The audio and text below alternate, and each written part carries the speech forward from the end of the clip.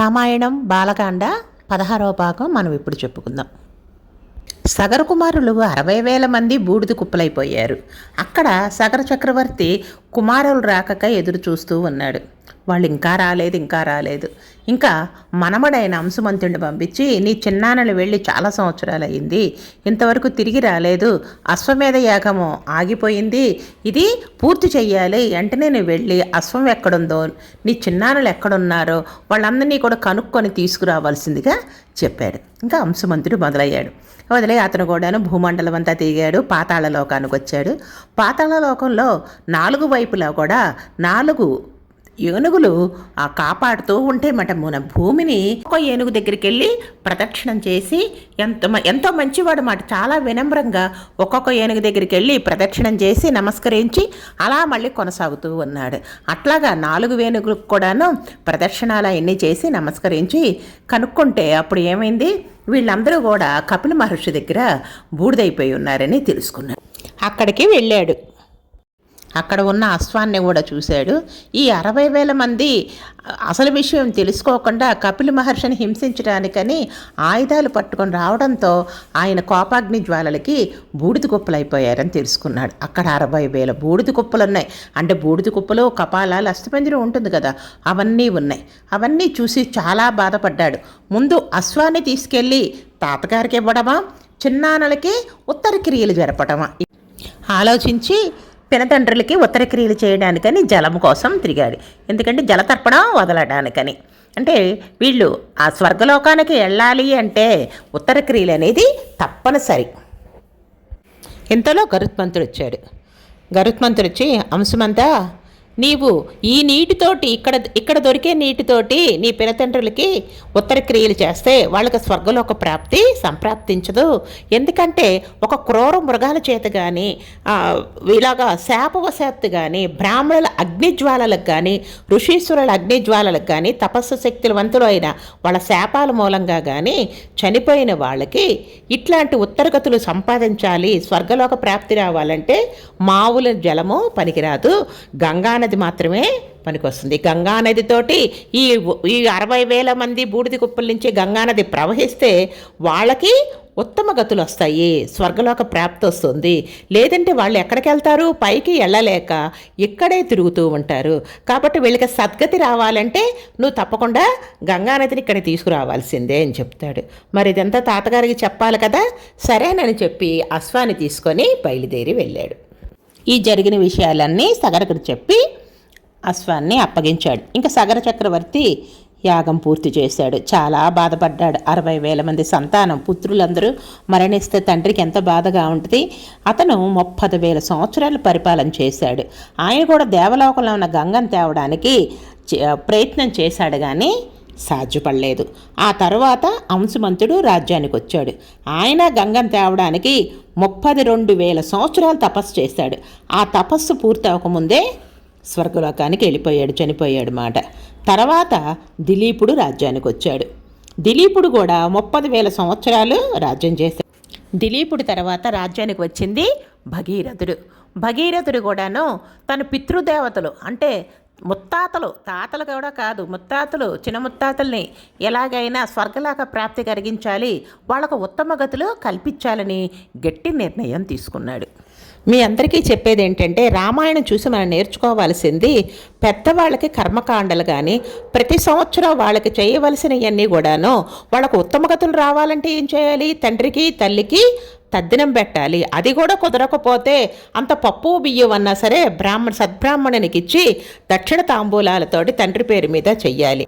మీకు జన్మనిచ్చి విద్యాబుద్ధులు నేర్పించి చిన్నప్పటి నుంచి స్కూలు తీసుకెళ్ళి చదివించి మీరు బాగుండకపోతే హాస్పిటల్స్ తీసుకెళ్ళి ఇన్ని చేసిన వాళ్ళకి ఈ మాత్రం చేయలేరా?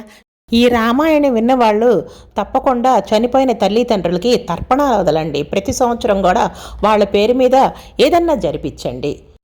భగీరథుడు రాజ్యాన్ని అంతటా కూడాను మంత్రులకి అందరికీ అప్పగించి గోకర్ణానికి వెళ్ళాడు. గోకర్ణానికి వెళ్ళి అక్కడ తపస్సు చేయడం ప్రారంభించాడు. ఎంత ఘోరమైన తపస్సు చేశారంటే 1000 సంవత్సరాలు పంచాగ్నిహోత్రాల మధ్యగా తపస్సు చేశాడు.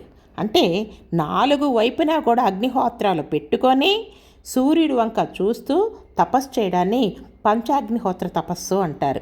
నెలకు ఒక్కసారే ఆహారం తీసుకోవాలి. అలా 1000 సంవత్సరాలు తపస్సు చేస్తే భగీరథుడు తపస్సు మెచ్చి బ్రహ్మ ప్రత్యక్షమయ్యారు.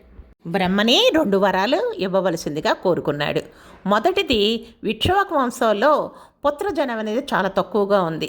అందరూ కూడాను పుత్రకామిష్టి యాగం చేస్తేనే పిల్లలు పుడుతున్నారు. వంశం నిర్వీర్యం అయిపోకూడదు. అంటే రాజరికం ఎలా ఉండేది? ఒక రాజు మరణిస్తే ఆ తర్వాత రాజు ఎవరు వస్తారు? పెద్ద కుమారుడు వచ్చేవాడు మాట. అట్లాగా ఇక్ష్వాకు వంశం నిలబడాలి, ఎప్పటికీ కూడా పౌత్రాభివృద్ధి రస్తు అని పెద్దవాళ్ళు అందుకనే దీవిస్తారు. పుత్రులు పౌత్రులతోటి ఇక్ష్వాకు వంశం ఉండాలి అంటాడు. సరేనని ఆశీర్వదించాడు. సగర కుమారులు బూడిద కుప్పలయ్యి పాతాళ లోకంలో ఉన్నాళ్ళు.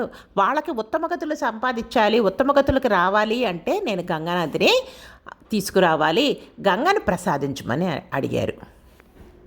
సరే, నీ వంశాన్ని నిలబెడతాను, దానికి మాత్రం నీకు కోరికగా నెరవేరుతుంది. ఇక్ష్వాకు వంశం ఎప్పుడు కూడా ఆచంద్రార్కము నిలబడే ఉంటుంది. మరి గంగను తేవడం అంటే దేవలోకంలో ఉన్న గంగ ఒక్కసారే భూమి మీద పడితే భూమి తట్టుకోలేదు. అంత ప్రవాహము, గంగానది ప్రవాహం అంటే మామూలు కదన్నమాట, భూమి బద్దలైపోతుందా అన్నట్టుగా. మరి దాన్ని నివారించాలంటే ఎట్లాగా? భూమికి ఒక్కసారే తీసుకురాలేం, ఏ విధంగా చెయ్యాలి అని చెప్పి అంటారు. ఈ గంగానదిని ఒడిసి పట్టుకొని కొంత ధారణ మాత్రమే వదలడానికి ఎవరుకున్నారు? శంకరుడు మాత్రమే, పరమశివుడు మాత్రమే ఆ పని చేయగలడు. మిగిలిన వాళ్ళు ఎవరూ కూడాను చేయలేరు. చాలా కష్టం. గంగానది ఒరవడిని తట్టుకునే శక్తి మానవ మాతృలకు కానీ భూమాతకు కానీ లేదు అని వివరంగా చెప్పాడు. ఇప్పుడు ఎవరి గురించి తపస్సు చేయాలి? పరమశివుని గురించి తపస్సు చేయాలి. మళ్ళీ తపస్సు చేయడం మొదలుపెట్టాడు. 100 సంవత్సరాలు తపస్సు చేసిన తర్వాత శంకరుడు ప్రత్యక్షమయ్యాడు. నీ తపస్సుకు సంతోషించాను, నేను గంగను పట్టుకొని నీకు వదిలిపెడతాను మీకోసం అని చెప్పి అన్నాడు. అంటే గంగ మొత్తం రాకూడదు, గంగని ఒడిసి పట్టుకొని మనకు కావాల్సిన దార ఒక్కటే వదలాలి. పరమశివుడు 2 కాళ్ళను దూరంగా జరిపి నడుం మీద 2 చేతులు వేసుకొని జటాజోటాన్ని పెంచుతూ ఉన్నాడు. ఎందుకంటే ఒక్క చుక్క కూడా నీళ్లు కిందకు రాకుండా ఆ గంగమ్మ తల్లిని తన జటాజోటంలోనే బంధించేశాడు.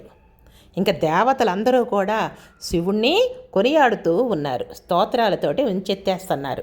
జటాటవీ గల జల ప్రవాహ పావిత స్థలే గలేవమభ్యలప్యితం భుజంగతుంగం మాలిక ఢమఢమఢమన్నినాదవడ్డమర్వయం చకార చండ తాండవం తనోతన శివం శివం.